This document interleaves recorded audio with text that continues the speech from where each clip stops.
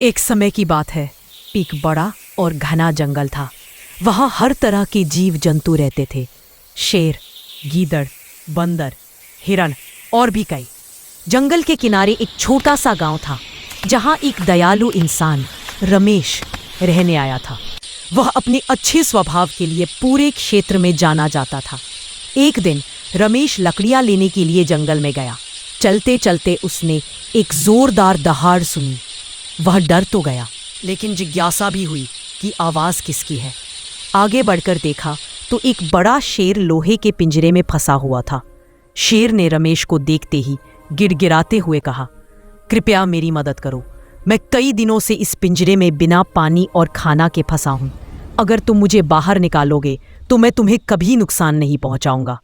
रमेश ने पहले तो डरते हुए सोचा, शेर है, अगर निकल गया तो मेरा क्या होगा। लेकिन उसके दिल में दया जागी। उसने लॉक खोलने की कोशिश की और कुछ मिनट की मेहनत के बाद शेर आजाद हो गया। शेर जैसे ही आजाद हुआ, उसकी आंखों में भूख चमक उठी और उसने रमेश से कहा, तुम इंसान हो। इंसान हमेशा जानवरों को धोखा देता है। मैं तुम्हें खा जाऊंगा। रमेश हैरान और डरा हुआ रह गया। उसने समझाया, मैंने तो तुम्हारी मदद की है, बदले में तुम मेरी जान लेना चाहते हो। शेर ने कहा, दुनिया में कोई निस्वार्थ नहीं होता। तुमने अपनी अच्छाई दिखाकर मेरे ऊपर एहसान जताया है। अब मैं क्या करूं?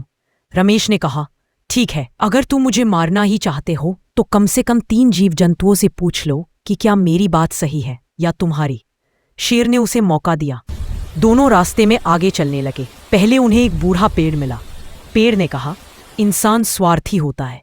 उसने मुझे काटा, जलाया, अब तुमसे भी फायदा उठाना चाहता होगा। शेर, तुम सही हो। दूसरा उन्हें एक नदी मिली। नदी ने भी यही कहा, इंसान ने मेरे पानी को गंदा किया, बहाव रोका। तुम सही हो शेर। अब बात गीदड़ तक पहुंची। चालाक गीदड़ ने सब कुछ सुना। उसने कहा, शेर भाई, आपने कहा कि इंसान ने आपको पिंजरे से निकाला, पर मैं समझ नहीं पाया कि इतना बड़ा शेर ऐसे कैसे फंसा। शेर ने चिल्लाकर कहा, मैं इस तरह अंदर गया था। गीदड़ बोला, मुझे दिखाओ तो सही। शेर फिर पिंजरे में जाकर दिखाने लगा कि वह कैसे अंदर गया था। जैसे ही शेर अंदर गया, गीदड़ ने जोर से पिंजरा बंद कर दिया और रमेश से कहा, देखा इंसान, बुद्धि से डर को भी हराया जा सकता है। रमेश ने गीदड़ को धन्यवाद कहा।